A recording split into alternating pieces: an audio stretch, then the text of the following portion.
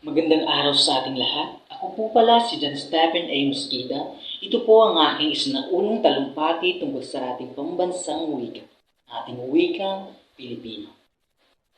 Wikang Pilipino at katutubong wika, kasangkapan ng pagtuklas at paglikha.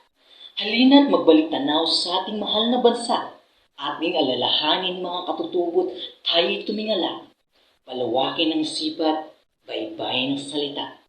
Noong mga panahon na kapag umiibig ang isang Ginoo sa isang dilag ay nanghaharana, nagpapakula ng matatamis na salita na tila ba'y wala nang mas maganda pa sa kanyang inawit na masining na musika.